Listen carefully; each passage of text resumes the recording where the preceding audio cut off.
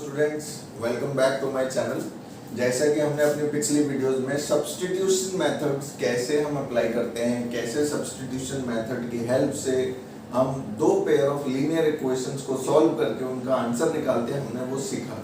और अब हमारी एक्सरसाइज 3.3 के लास्ट 2 क्वेश्चंस बचे हैं, दैट इज क्वेश्चन नंबर 3 का 5th एंड 6th पार्ट। तो इन दोनों क्वेश्चंस की हम कैसे इक्वेशंस फ्रेम आउट करेंगे वो देख लेते हैं, और सब्स्टिट्यूशन मेथड हम वैसे ही अप्लाई करेंगे जैसे आप लोगों ने सीखा। तो 5th part says that a fraction becomes 9/11 if 2 is added to both the numerator and denominator. तो ये केवल फर्स्ट स्टेटमेंट, उससे हमारी फर्स्ट इक्वेशन बनेगी। हमें फ्रैक्शन गिवन नहीं है तो हमें क्या करना है, let the fraction be x/y and they are saying if 2 is added to both numerator and denominator. So here is the numerator and here is the denominator, and they are saying we have to add 2 to both of them. So what we get, x plus 2 and denominator will be y plus 2, and they are saying a fraction becomes 9/11.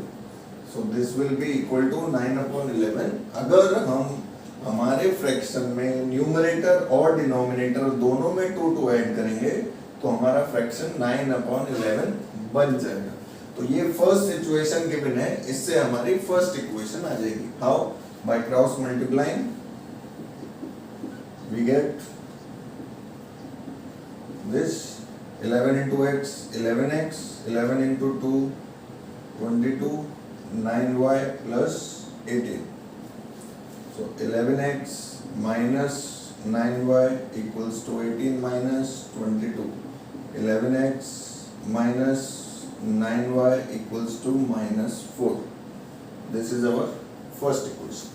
तो आपने देखा, अगर हम question को बहुत ध्यान से पढ़ते हैं, एक एक लाइन को कनेक्ट, एक एक वर्ड को आपस में कनेक्ट करते हैं, तो वी गेट द सिचुएशन और इक्वेशन बनाना इजी हो जाता है।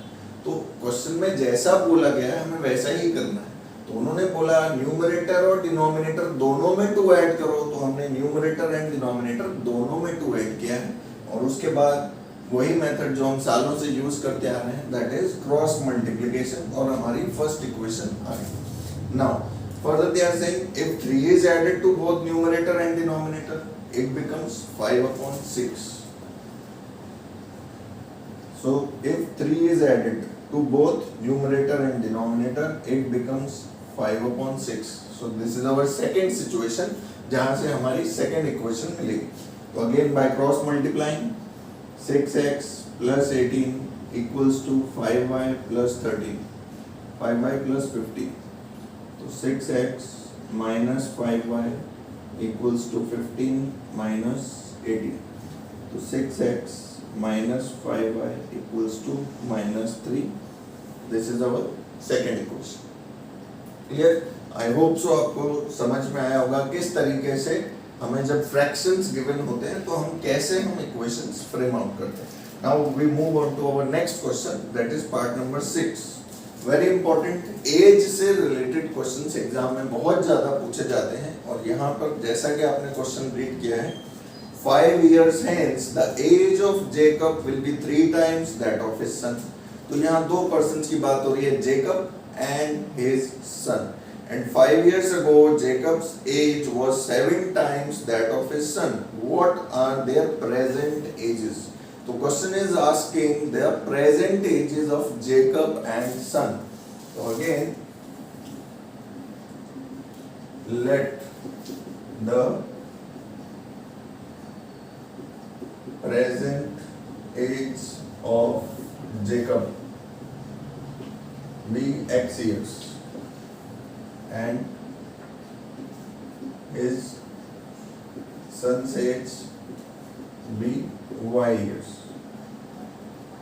So हमने यहाँ x और y क्या एज्यूम किया, जेकब और उसके सन की प्रेजेंट एज। ये बहुत जरूरी है, यहाँ पर हम ये क्वेश्चन प्रेजेंट एज से भी सॉल्व कर सकते हैं, कुछ और एज्यूम करके भी सॉल्व कर सकते हैं, लेकिन हमें प्रेजेंट एज पूछी है तो हम प्रेजेंट एज ही एज्यूम करेंगे। Now the first situation, 5 years hence, hence means आगे, तो हम यहाँ लिखना पड़ेगा 5 years hence।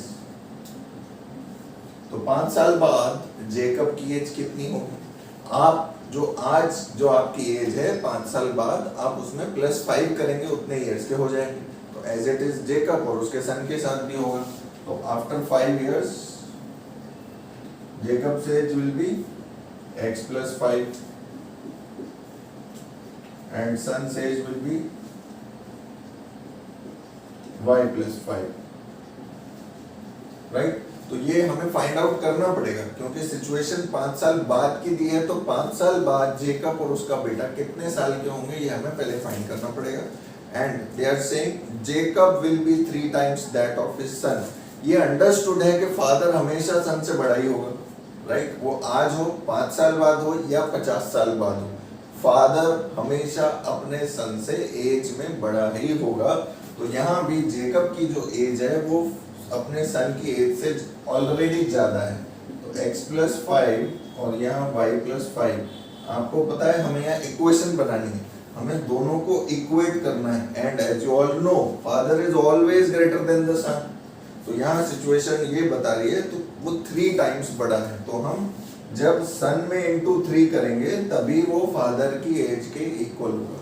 सपोज आज की डेट में आप 15 years के हो और आपके फादर 45 years के हैं, तो आपकी एज में जब हम 3 से मल्टीप्लाई करेंगे तभी आप फादर की एज के इक्वल होंगे। तो सिमिलरली यहाँ जो सन है उसकी एज में हमने 3 से मल्टीप्लाई किया तभी वो फादर के इक्विवेलेंट होगा। अदरवाइज अगर हमने इस 3 को यहाँ फादर से मल्टीप्लाई कर दिया तो फादर तो ऑलरेडी 3 times थे और 3 हमने और मल्टीप्लाई कर दिया तो वो 9 times हो जाएंगे, तो हमारी इक्वेशन नहीं बन पाएगी। इसलिए जब भी एज वाले क्वेश्चंस आते हैं तो जो पर्सन जिसकी एज कम है हम उसमें मल्टीप्लाई करते हैं। तो what we get here x + 5 = 3y + 15, x - 3y = 15 - 5 and x - 3y = 10. So we get our first equation. Now the next sentence says that 5 years ago. The word important is here is ago. So 5 years ago. Ago means 5 साल पहले। तो 5 साल पहले भी Jacob अपने बेटे से बड़ा ही होगा, लेकिन उन दोनों की एज जो अभी उनकी एज हमने एज्यूम की है x and y उससे 5-5 साल को छोटे होंगे। तो यहाँ पर 5 साल पहले जेकब की एज होगी x - 5 और सन की एज होगी y - 5 years। And what they are saying, Jacob was 7 times that of his son. तो जेकब जो है वो अपने सन से 7 times था, राइट। तो जेकब की एज x - 5 और 7 y - 5। तो x - 5 = 7y - 35 and what we get x - 7y = 5 - 35। We get -30. So this is our second equation. So as you can see हमारे पास दोनों इक्वेशंस आ चुकी हैं। फर्स्ट सिचुएशन थी 5 years hence की, तो इसलिए हमने +5 किया। सेकंड सिचुएशन थी 5 years ago की, इसलिए हमने दोनों में -5 किया। और यहाँ बोला था 3 times, तो इसलिए सन में इंटू 3 किया। और यहाँ बोला था 7 times, इसलिए हमने सन की एज में इंटू 7 किया, राइट। तो वी गेट x - 7y = -30।